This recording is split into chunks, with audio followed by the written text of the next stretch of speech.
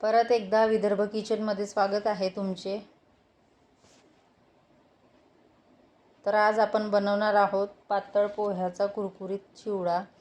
तर यासाठी मी पोहे उन्हामध्ये 2 ते 3 तास वाळवत घातलेले, त्यानंतर छान असे चाळणीने चाळून घेतले, म्हणजे त्यातील बारीक जो चूर आहे तो निघून जातो। सोबतच इथे फोडणीसाठी कांदा 4 ते 5 कांदे घेतलेले आहे, हिरव्या मिरच्या, कोथिंबीर, 8 ते 10 लसूण पाकळ्या आणि कढीपत्ता धुवून उन्हामध्ये सुकत ठेवलेला। चला मग रेसिपीला सुरुवात करू। इथे एका मोठ्या भांड्यामध्ये थोडं तेल घेतलेलं आहे, त्यामध्ये आपल्याला पोहे भाजून घ्यायचे आहे। अगदी मंद आचेवर आपल्याला पोहे भाजायचे आहेत आणि यामध्ये थोडं मीठ घातलेलं आहे। मिठामुळे काय होईल, लवकर भाजल्या जातील आणि छान कुरकुरीत पण होतील। तर इथे आपल्याला हे वरचेवर असे भाजून घ्यायचे 5 ते 10 मिनटं आणि त्यासोबतच एकदम कमी फ्लेमवर भाजायचे आहे। जास्त फ्लेम ठेवली तर ते जळून जातील आणि चिवडा कडवट वाटेल। चमच्याने असं सतत आपल्याला फिरवत राहायचं आहे, नाहीतर मग ते भांड्याला लागेल आणि जळून जाईल। त्यामुळे अशा पद्धतीने आपण हे 10 मिनटं भाजून घेऊ। आता पावसाळ्याच्या दिवसामध्ये ऊन काही एवढी राहत नाही, त्याच्यामुळे थोड्या उन्हामध्ये जर ते आपण छान असे वाळून घेतले आणि छान असे 10 मिनटं भाजून घेतले की चिवडा कुरकुरीत राहतो। सहसा पावसाळ्यामध्ये तर चिवडा असा नरम येतो, पण अशा पद्धतीने जर तुम्ही छान भाजून घेतले पोहे जास्त वेळ तर कुरकुरीत होतो। त्यानंतर थोडेसे पोहे हातावर घेऊन आपल्याला चुरगळायचे आहे, म्हणजे लक्षात येईल भाजून झाले की नाही। आता आपले पोहे छान भाजून झालेले आहे। आता आपल्याला फोडणी द्यायची आहे। तर इथे मी तेल घेतलं आहे अंदाजाने। त्यामध्ये सर्वप्रथम तेल गरम झालं की आपण शेंगदाणे तळून घेऊ।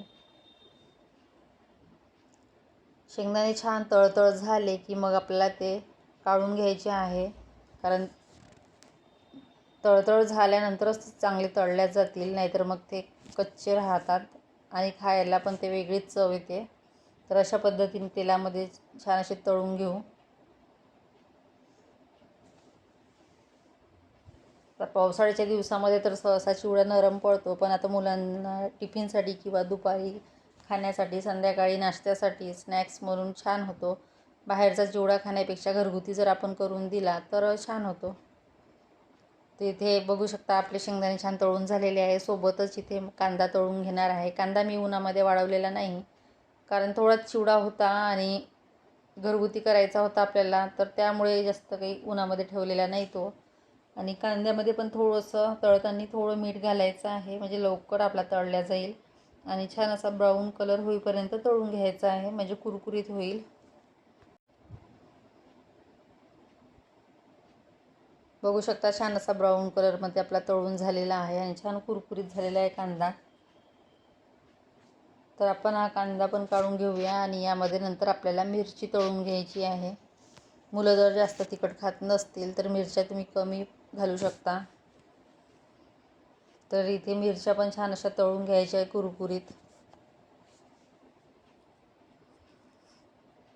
आता दिवाळीचा जर चिवडा असला आपल्याला फराळाचा करायचा, तर त्यामध्ये काजू आणि इतर बरेच इन्ग्रेडियंट्स आपण यूज करतो।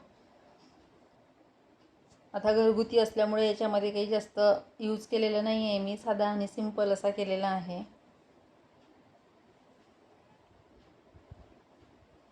त्यानंतर आपल्याला कढीपत्ता पण छान असं तळून घ्यायचा आहे।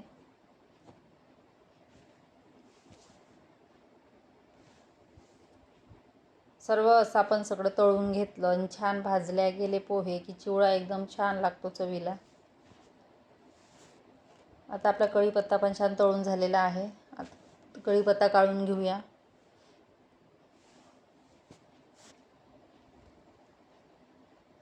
आणि लहान मुलांना असं दुपारच्या वेळेस किंवा संध्याकाळी काहीतरी असं खायला पाहिजे असते, चटपटीत भेळ म्हणा किंवा काही चिवडा।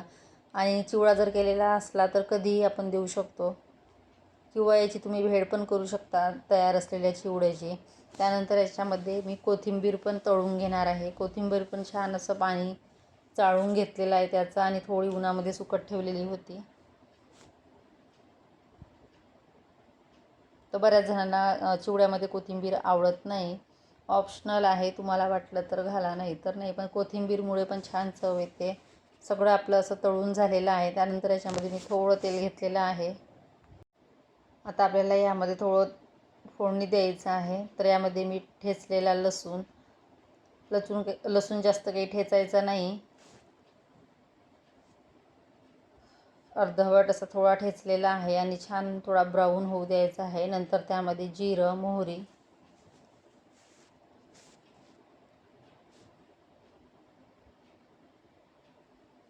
आणि थोडे धने घालायचे याच्यामध्ये, अर्धा चम्मच.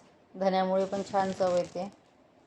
चिवडा खाताना दाताखाली धने आले की छान लागते चवीला. आणि त्यानंतर याच्यामध्ये मी घातलेले आहे फुटाण्याची डाळ पण यूज करू शकता आपण. हे फुटाणे खारे फुटाणे आहे, त्याच्यामुळे चव छान येते, म्हणून मी हे फुटाणे वापरलेले आहे. त्यानंतर हळद, थोडं लाल तिखट. अगदी झटपट आणि लवकर होणारा चिवडा आहे आपला हा, आणि 10 ते 12 दिवस सहज टिकतो. त्यानंतर इथे चवीनुसार मीठ. आता आपण जेव्हा पोहे भाजले तेव्हा त्यामध्ये पण थोडं मीठ घातलेलं होतं. कांदा भाजताना पण थोडं मीठ घातलेलं होतं, त्यामुळे मीठ थोडं मी इथं कमीच घातलेलं आहे. जर आपल्याला कमी जास्त वाटलं तर ते वरून परत करता येईल. त्यानंतर यामध्ये आपल्याला हे सर्व तळलेले साहित्य आणि पोहे सगळं ॲड करायचं आहे आणि छान असं मिक्स करून घेऊ. आणि गॅस बंद करायचा आहे आपल्याला. सगळं व्यवस्थित मसाला लागला पोह्याला की छान असा चिवडा लागतो चवीला. तशा पद्धतीने सर्व मिक्स करून घ्यायचं. आणि थोडं थंड झाले हे पोहे की याच्यामध्ये आपल्याला थोडी साखर ॲड करायची आहे.